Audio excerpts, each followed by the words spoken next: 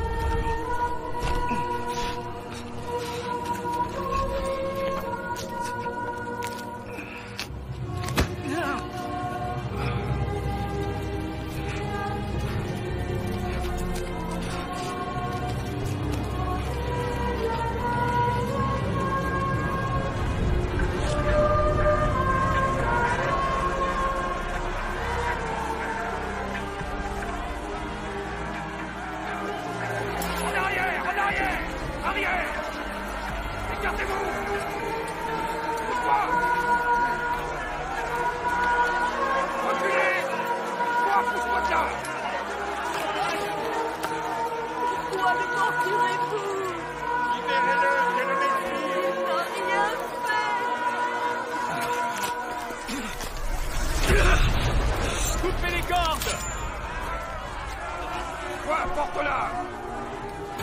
Allez, avance!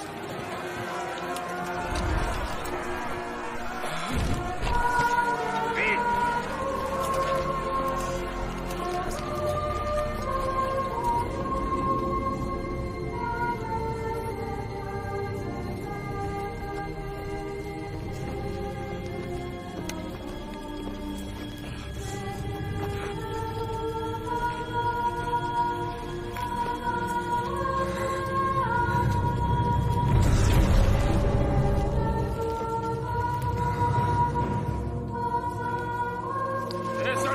Voici la tunique d'un mystique. La voici. Ne la déchire pas. Attends donc. On va la jouer. Allez, plus vite.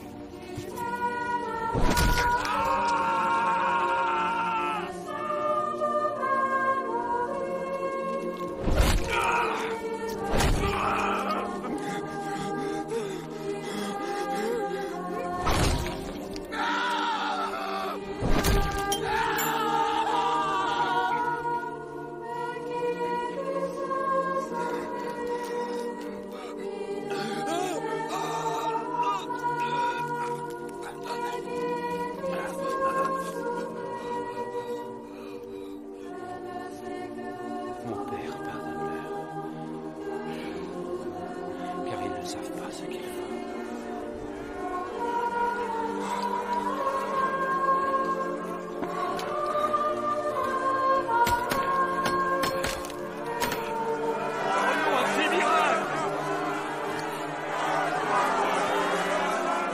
Sauve-toi toi-même si tu es le roi des Juifs. Il en a sauvé d'autres. Il se sauve lui-même. N'es-tu pas ici? Sauve-toi et sauve-nous. Ne crains-tu pas Dieu? Il reçoit la même sentence que toi. Or, lui n'a rien fait de mal. Souviens-toi de moi, Jésus, quand tu reviendras comme un roi. Je te le promets. Aujourd'hui, tu seras au paradis. Avec moi.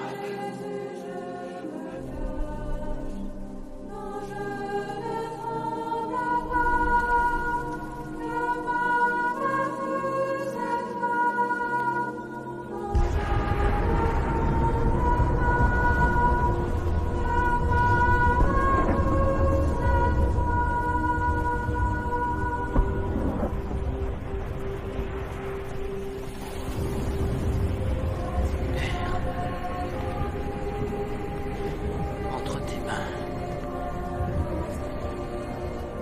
je remets mon esprit.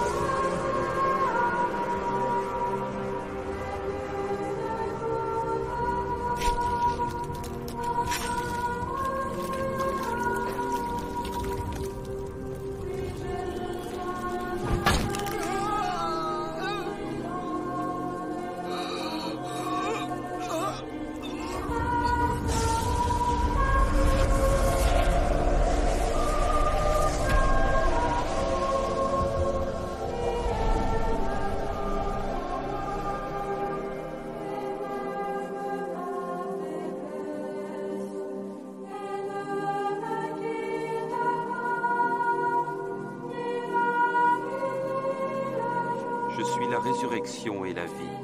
Celui qui croit en moi vivra, même s'il meurt.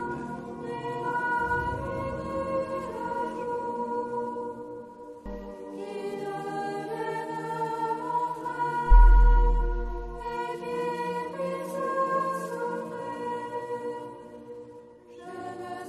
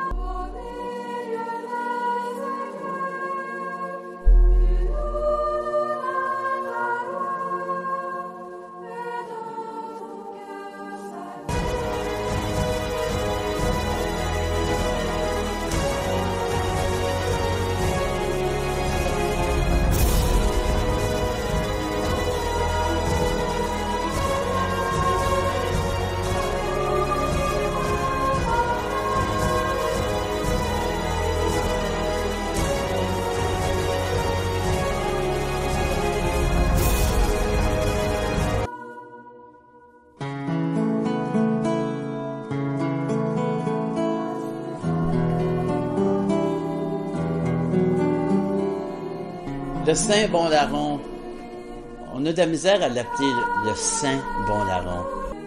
Une fois, je prêchais à des carmélites. Et je dis, mes sœurs, qui est le plus saint? Mère Teresa ou le Saint Bon Larron? Alors je les regarde et je dis, il y en a parmi vous qui pensent que c'est Mère Teresa. Mais vous savez, je ne le sais pas. Parce que si vous pensez que c'est Mère Teresa, c'est à cause de ses œuvres. Et Saint Augustin a dit, quand Dieu couronne nos mérites, il couronne ses propres dons. Ce qui l'a touché, c'est quand Jésus a dit, Père, pardonne-leur. Alors, quand Jésus a dit « Père, pardonne-leur », il paraît qu'il a dit « Oh, il pardonne, il pardonne ». D'ailleurs, on voit ça dans le film La Passion. Il a mis ça dans le film. Il pardonne, il pardonne. Et là, il dit à son compagnon, qui blasphème, « J'en reviens pas de ça. Pour nous, c'est juste, après ce que nous avons fait. » Si tu savais le nombre de gens que je rencontre qui me disent « Mon père, c'est pas juste. Mon père, c'est pas juste. » C'est très rare. Les gens qui m'ont dit, c'est juste. Je souffre, mais c'est juste. Très rare. Donc, c'est un acte d'humilité extraordinaire. Pour nous, c'est juste, après ce que nous avons fait, mais lui n'a rien fait de mal. En disant ça, il dit aux gens qui sont là, vous crucifiez un innocent. Il aurait pu se faire casser les jambes d'un coup tout de suite, là. Il défend Jésus en disant à ceux qui sont là, vous avez crucifié un innocent. Pour nous, c'est juste, mais lui n'a rien fait de mal. Et là, il se tourne en disant, Jésus, souviens-toi de moi quand tu seras dans ton royaume. Je sais pas si tu connais l'homélie de Saint-Augustin. À l'époque de Saint-Augustin, on faisait des homélies, puis on faisait parler des personnages. C'est une façon de faire, une façon oratoire. Là. Alors, Augustin fait une homélie sur le Bon Larron, puis là, il dit au Bon Larron, « Comment t'as fait pour reconnaître qu'il était roi? Avais-tu étudié les Écritures? » Et là, le Bon Larron répond, « Non, j'avais jamais étudié les Écritures. Mais avais-tu étudié les prophètes? » « Non, jamais. J'avais jamais étudié les prophètes. Mais comment tu fais? » Et le Bon Larron répond, « Jésus m'a regardé, et dans son regard, j'ai tout compris. » Actuellement, il y a des très grandes grâces par le Saint Bon Larron. Surtout au moment de la mort. Ce qui fait qu'à Rome, actuellement, il y a des pétitions qui se font pour que le Saint Bon Larron soit nommé patron de la bonne mort avec Saint Joseph. Alors, je fais un peu des blagues. J'ai dit, Saint Joseph, ça serait pour les bonnes personnes, puis le Bon Larron pour les autres. Alors, il y a 2 pétitions qui se font à Rome pour que le Bon Larron soit nommé patron de la bonne mort et pour que le Bon Larron soit entré dans le calendrier liturgique universel. C'est que le Bon Larron, on peut dire la messe du Bon Larron, je l'ai dit, moi, durant des retraites. Mais il n'y a pas de fête dans laquelle tout le monde, dans le monde entier, on fête le Bon Larron. Alors, il y a beaucoup de pétitions qui se font, parce que ça n'a quasiment pas de bon sens. C'est le premier saint.